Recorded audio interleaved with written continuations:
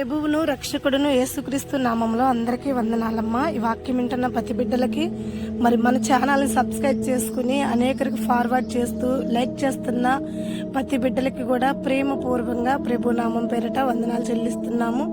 అనుదినము మీ కొరకు, మీ కుటుంబాల కొరకు, మీకు కలిగిన సమస్తం కొరకు, మీరు చదువుకుంటున్నా, జాబ్ చేస్తున్నా, పనికి వెళ్తున్నా, మీరు ఏ స్థితిలో ఉన్నా ఆ స్థితిని దేవుడు దీవించాలని, ఆశీర్వదించాలని, మిమ్మల్ని నుండి నూరేళ్లు దేవుడు ఆనందంతో, సంతోషంతో, సమాధానంతో కాపాడాలని ప్రతి దినము మీ కొరకు తప్పకుండా మేము ప్రార్థన చేస్తున్నాం. మన ఛానల్ సబ్స్క్రైబ్ చేసుకున్న ప్రతి కుటుంబం కొరకు, మన వాక్యం వింటున్న ప్రతి బిడ్డల కొరకు దేవుడి వద్ద ప్రార్థిస్తూ అన్ని దినము మీ కాపుదల, మీ సంతోషం, మీ సమాధానం మీకు తోడుగా ఉండాలని మీ కుటుంబాలను ఎత్తుపట్టి ప్రార్థిస్తున్నాము. అలాగే మా సంఘం కొరకు, మా పరిచర్య కొరకు కూడా మీరందరూ ప్రార్థించండి అని మిమ్మల్ని ప్రేమపూర్వకంగా కోరుకుంటున్నాము. మరి ఈ శ్రమల దినాలు, ఈ లెంట్ డేస్ శ్రమ దినాల్లో 40 రోజుల వాక్యాల్లో మనం ఉన్నాము. మరి ఈ 40 రోజుల వాక్యాల్లో అనేక మెట్టులు నేను చెప్పాను కదా, కుంగిపోయిన వారిని పైకి లేవనెత్తే ఈ ఒక వాక్యం అనమాట. ఈ 40 రోజులు, 40 వాక్యాలు, 40 ఆశీర్వాదాలు మన జీవితంలో. ఈ 40 ఆశీర్వాదాలు కుంగిపోయిన మనము, పడిపోయిన మనల్ని పైకి లేవనెత్తే లుచ్చిన లాంటి మెట్టులు. ఈ మెట్టులు ప్రతి రోజు ఖచ్చితంగా ఈ 40 రోజులు 40 మెట్లు మనం ఎక్కాల్సిందే. ప్రతి దినము తప్పకుండా ఒక్క సమయంలో ఈ వాక్యం మీరు విని, ఈ వాక్యం కొరకు ఎత్తి పట్టుకుని కొద్ది నిమిషాలు ప్రార్థన చేసుకున్నట్టుకుంటే ఈ మెట్టు మీరు ఎక్కినట్టే. మీరు శ్రమల కాలంలో నుండి, శ్రమల్లో నుండి, లోయల్లో నుండి ఉన్నతమైన ఆశీర్వాదాల్లోకి వస్తున్నట్టు, ఉన్నతమైన ఆశీర్వాదాల్లో మిమ్మల్ని దేవుడు స్థిరపరుస్తున్నట్టు. దయచేసి ఏ ఒక్కరు కూడా మిస్ అవ్వద్దు.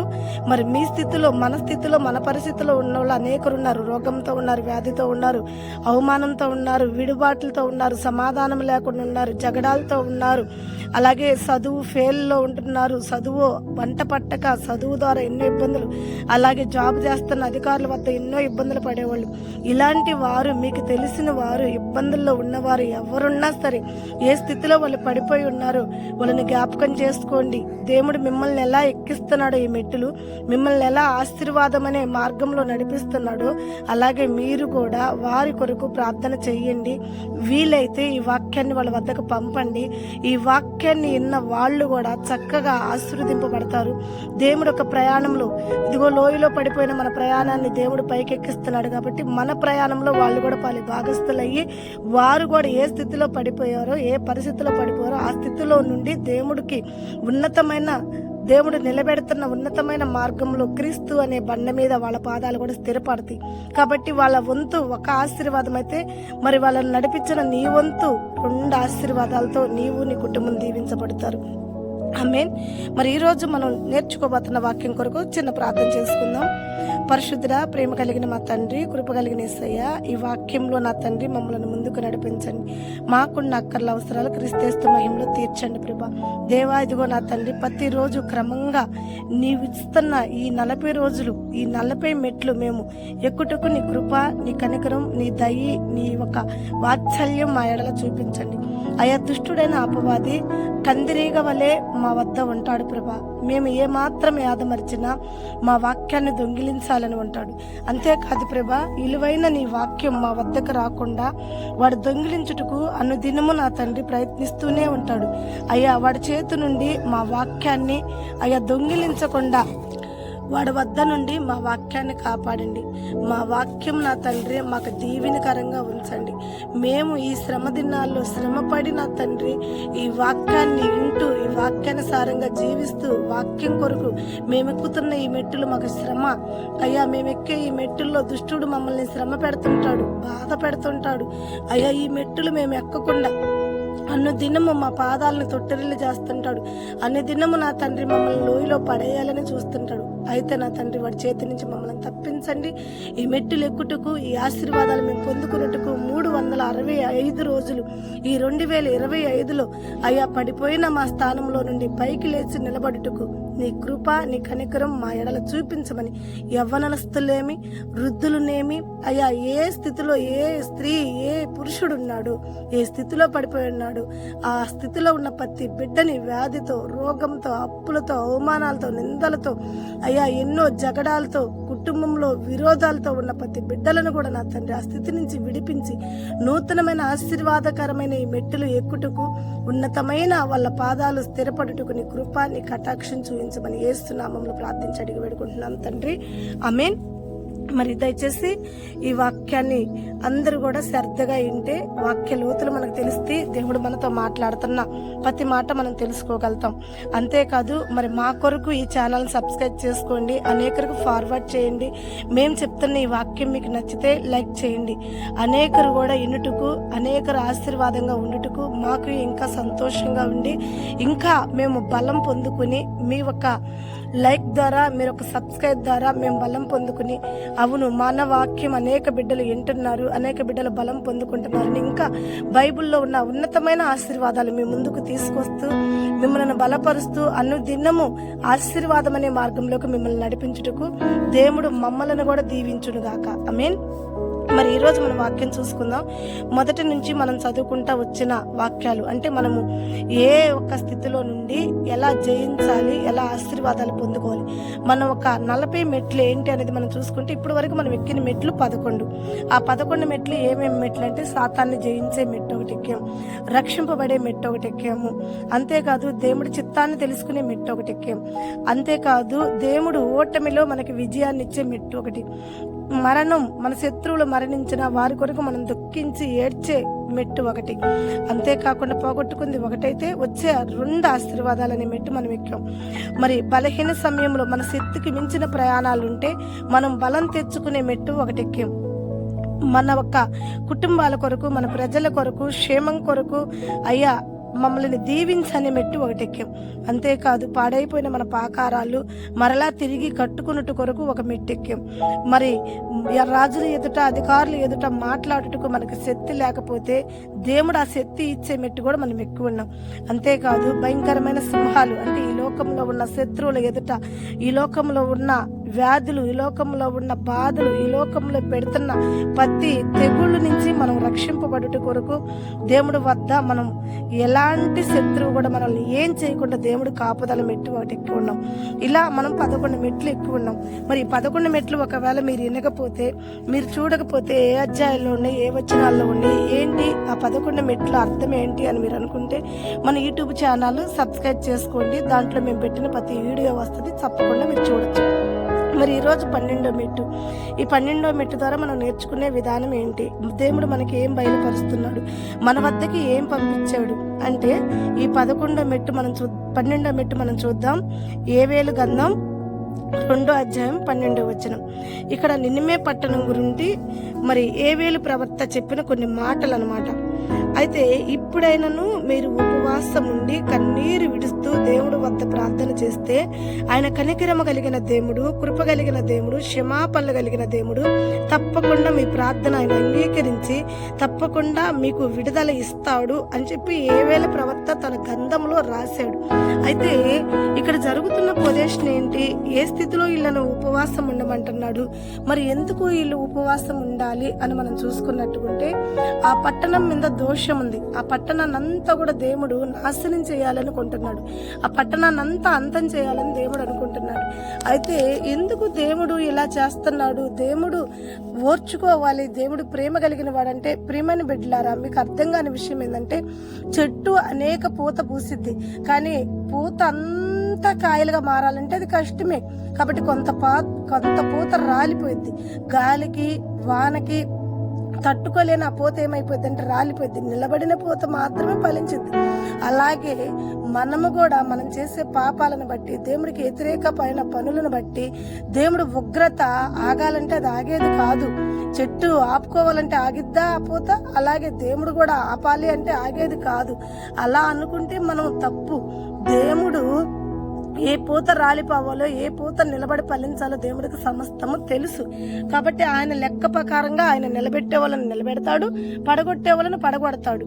అయితే మనం సరి చేసుకోగలిగితే సృష్టించిన సృష్టికర్త ఆయన కాబట్టి ఆ గాలిని పెలుతుపాన్ని కూడా ఆపగలిగిన దేవుడు, మనం రాలిపోకుండా కాపాడగలిగిన దేవుడు అన్నమాట. అయితే ఒక్కొక్క పట్టణం వ్యతిరేకమైన పట్టణాలు, సొదొమ గుమ్మర పట్టణాన్ని మనం చూసినట్టుకుంటే మార్చుకునే అవకాశం దేవుడు ఇవ్వాలని చూశాడు. అబ్రహాం ప్రార్థన చేశాడు, అబ్రహాం బతిమలాడుతున్నాడు. ఒక 50 మంది ఉంటే ఆ పట్టణాన్ని క్షమిస్తావా అన్నప్పుడు సరే అన్నాడు దేవుడు. 40 మంది అన్నాడు, సరే అన్నాడు. 30 మంది అన్నాడు, సరే అన్నాడు. 20 మంది అన్నాడు, సరే అన్నాడు. 10 మంది ఉన్నా క్షమిస్తావా అంటే 10 మంది ఉన్నా క్షమిస్తానన్నాడు. అంటే ఆ పట్టణంలో 10 మంది కూడా లేకపోబట్టే కదా సొదొమ గుమ్మర పట్టణాలు 2 కూడా జాయింట్ గా మాడి మస్ అయిపోయి అందులో ఉన్న జనమందరూ కూడా నశించిపోయింది. మరి ఆ పట్టణంలో నీతిమంతుడైన లోతుని నశింప చేశాడా? దేవుడి దృష్టికి అంగీకారంగా ఉన్న లోతు కుటుంబాన్ని ఏమైనా ఇచ్చేశాడా దేవుడు? కానీ దేవుడి మాటకి వ్యతిరేకంగా తిరిగిన లోతు భార్య మాత్రమే శిక్షకు పాత్రురాలైంది, శాపాన్ని తీసుకొచ్చుకుంది. అలాగే మన దేవుడు కనికరం కలిగిన దేవుడే, కానీ మనం కాపాడుకోలేం. ఆయన మాట ఇనిన ఎడల ఆ సొదొమ గుమ్మర పట్టణం కూడా నాశనం అయ్యేది కాదు. ఒకవేళ ఆయన కంటికి ఆ పట్టణంలో 10 మంది నీతిమంతులుగా కనపడినా దాన్ని నాశనం చేసేవాడు కాదు దేవుడు. అయినా సరే అది నాశనం అయ్యిందంటే దేవుడు తప్పు కాదు, అందులో 10 మంది కూడా లేకపోవటం మన తప్పే. అంత భయంకరమైన ఇసప జంతువులు మనం. మన గురించి మనం గొప్పలు చెప్పుకుంటుంటాం, మన గురించి మనం అబ్బో నా పుట్టుకి ఇది, నా జన్మ ఇది, ఆహా నా తల్లిదండ్రులు నన్ను ఎంత గొప్పగా పెంచారు, అందుకే నేను ఇంత నీతిమంతుడిని, ఇంత నీతిమంతురాలని, నాలాంటి నీతిమంతుడు, నాలాంటి నీతిమంతురాలు ఈ భూమి మీద, ఈ ప్రపంచం మీద లేదని మన గురించి మనం చెప్పుకోవటం కాదు. నీ గురించి, నా గురించి దేవుడు చెప్పాలి, దేవుడు తీర్మానం చెప్పాలి, చూసే ప్రజలు చెప్పాలి. మన గురించి మనం గొప్పలు చెప్పుకోవద్దని దేవుడు వాక్యం సెలవిస్తుంది. అలా నువ్వు చెప్పుకుంటే అది నువ్వు శాపగ్రస్తురాలివే. అలా నిన్ను నువ్వు హెచ్చించుకుంటే నువ్వు ఎప్పుడైనా తగ్గించబడాల్సిందానివి. కనుక అలా చెప్పుకోవద్దు. దేవుడి దృష్టికి మన దోషాన్ని తొలగించుకునేవారిగా, దేవుడి దృష్టిలో మనం రక్షింపబడేవారిగా ఉంటే దేవుడు ఆశీర్వాదాలు, దేవుడు ఉగ్రత మనకి కొంచెమైనా దేవుడు ఆశీర్వాదాలు నిండుగా ఉంటే ఉగ్రత నుండి మనం తప్పించుకునే అవకాశం దేవుడు మనకిస్తాడు. అయితే మనం అలా కాకుండా దేవుడికి వ్యతిరేకమైన పనులు చేస్తూ, దేవుడికి వ్యతిరేకంగా ఉంటూ దేవుళ్ళో ఎదగాలంటే అది కుదిరేది కాదు. అయితే సొదొమ గుమ్మర పట్టణం వలె నినివే పట్టణం ప్రజలైతే లేరు. ఎందుకంటే వాళ్ళ అహంకారస్తులు, వాళ్ళ అహంకారంతో వాళ్ళ మరణాన్ని వాళ్లే కొని తెచ్చుకున్నారు. అయితే నినివే పట్టణం ప్రజలు అలా కాదు. వాళ్ళు దేవుడి దృష్టికి అంగీకారంగా లేని మాట నిజమే, దేవుడికి వ్యతిరేకంగా ఉన్న మాట నిజమే, దేవుడు ఎదుట పాపులుగా ఉన్న మాట నిజమే. అయితే వారు దేవుడు ఎప్పుడైతే ఆ పట్టణం మీదకి శాపం వస్తుంది, ఎప్పుడైతే ఆ పట్టణం అంతా నాశనం అయిపోతుంది, దేవుడు దృష్టికి ఆ పట్టణం ఘోరంగా ఉంది, దేవుడు తెలియచేసిన మాటని తెలుసుకున్న వాళ్ళు ఎమ్మటనే పశ్చాత్తాపడ్డారు, బాధపడ్డారు. దేవుడు ఉగ్రతకి పాత్రులుగా ఉన్నారని తెలుసుకున్న వాళ్ళు ఎమ్మటనే చేసిన పని ఏంటంటే ప్రవర్త రాసిన ప్రకారంగా, ప్రవర్త ప్రకటించిన ప్రకారంగా, ప్రవర్త బోధించిన ప్రకారంగా ఎమ్మటనే వాళ్ళు తగ్గించుకుని ఆ మాటలకు లోపడి, చాలా మంది అయితే సేవకుల మాటకు లోపడరు. వీళ్ళు చెప్తే మనం వినేదేంది, వీళ్ళేంది, వీళ్ళ అధికారం ఏంది, మనమేంది, మన అధికారం ఏంది, మన స్థామత ఏంది, వీళ్ళు కాకపోతే ఇంకొకళ్ళు, ఇంకొకళ్ళు కాకపోతే ఇంకొకళ్ళు, అసలు మన రేంజ్కి తగ్గ వాళ్ళు అనుకుంటారే. కానీ ఏ ప్రవర్తన నుండి ఏ దేవుడు, మన దేవుడు ఏ ప్రవర్తన నుండి ఏ మాట పలికిస్తున్నాడో ఆ మాటని మనం గురికెళ్ళి ఉండాలి, ఆ మాట అనుసరించే వారిగా ఉండాలి, ఆ మాట చిత్తానుసారంగా జీవించేవారిగా ఉండాలి. కానీ వ్యతిరేకంగా, సేవకులకు వ్యతిరేకంగా, మన ఇష్ట ప్రకారంగా మనం ఉండే పనులు ఎప్పుడు కూడా చేయొద్దు. అయితే దేవుడికి సమాధానంగా మన జీవితాలు ఉన్నప్పుడు, దేవుడు మనల్ని సరి చేయగలిగిన దేవుడు గనక, సమాధానం ఇవ్వగలిగిన దేవుడు గనక తప్పకుండా ఆయన మనకి సమాధానం ఇస్తాడు. ఆయన మనల్ని సరి చేయగలుగుతాడు ఏ స్థితిలో మనం ఉన్నా. చూడండి, మన తప్పని మనం ఒప్పుకున్నప్పుడు ఆయన కరుణా కటాక్షం కలిగిన దేవుడు. ఈ ఒక ప్రజలు ఎలా దేవుడు చెప్పిన మాట, ప్రవర్తలు పలికిన మాట ఎలా నెరవేర్చుకుంటున్నారంటే, ఇప్పుడైనా మీరు ఉపవాసం ఉండి కన్నీరు విడిచి దేవుడి తట్టు తిరగండి అంటే ఎమ్మటనే సింహాసనం మీద ఉన్న రాజు దిగాడు.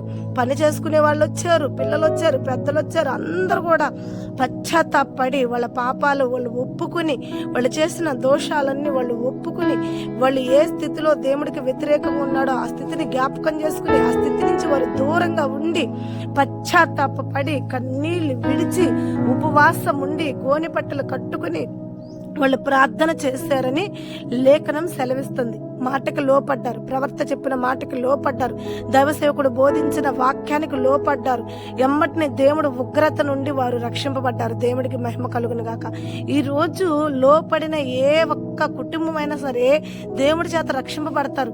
సేవకులకి వ్యతిరేకంగా ఉండి సేవకులను హింసిస్తూ సేవకులను సూటిపోటి మాటలతో వాళ్ళని బాధ పెడుతూ ఉండే కన్నా, సేవకులు వచ్చి మీకు ఈ అపాయం ఉంది, దీని నిమిత్తం మీరు పశ్చాత్తాపడండి, మారు మనసు పొందండి, ప్రార్థన చేసుకోండి అని సేవకులు బోధిస్తున్నప్పుడు, వాక్యం మీ వద్దకు వస్తున్నప్పుడు నీలో అహంకారాన్ని తీసివేసి, నీలో గర్వాన్ని తీసివేసి, నువ్వు లోపడే మనస్తత్వం కలిగి ఈ ప్రజలు ఎలా లోపడ్డారు అలా నువ్వు లోపడి నిన్ను నువ్వు తగ్గించుకుని దేవుడి ఎదుట సేవకులు చెప్పిన ఈ ఒక్క మాటలు ఎత్తి పట్టుకుని ప్రార్థన చేస్తే తప్పకుండా దేవుడు నీ ప్రార్థన ఆరాధిస్తాడు.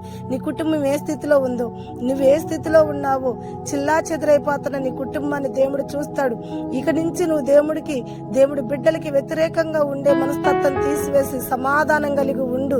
వాళ్ళని ప్రేమించు, వాళ్ళ మీద ఉన్న దేశాన్ని తీసివేయి. అనుదినము వారి కొరకు దేశమైన ప్రార్థన చేయకు, అనుదినము వాళ్ళ కొరకు వ్యర్థమైన ప్రార్థన చేయకు. వ్యర్థమైన ప్రార్థన నువ్వు చేసినా, దేవుడి సేవకుల కొరకు, దేవుడి బిడ్డల కొరకు నువ్వు వ్యర్థమైన ప్రార్థన చేసినా దేవుడు వింటున్నాడు అనుకుంటున్నావా? దేవుడు అంటున్నాడు, ప్రభువా ప్రభువా ప్రభువా నువ్వు నన్ను ముమ్మారు పిలిచిన నీ ముఖం కూడా నేను చూడను అంటున్నాడు. అయితే నీకు తెలియని విషయం ఏంటంటే, నువ్వు చేసిన ప్రార్థన దేవుడి దృష్టికి అంగీకారంగా ఉంటే శ్రమలనే, శోధనలనే, శత్రువులనే వాళ్ళు నీ మీదకు వచ్చిన అవి నిన్ను ఏం చెయ్యు, వెళ్ళిపోతాయి. కానీ వాటిలో నువ్వు నలిగిపోతూ, కుంగిపోతూ, వాటిలో నువ్వు వేదన పడుతూ, దినదినము నిన్ను నువ్వు కవరప్ చేసుకుంటూ జనుల ఎదుట దినదినము కుంగిపోతున్నావంటే నీకు అర్థం కాని విషయం ఏంటంటే, నీ ప్రార్థన దేవుడి దృష్టికి అంగీకారంగా లేదు.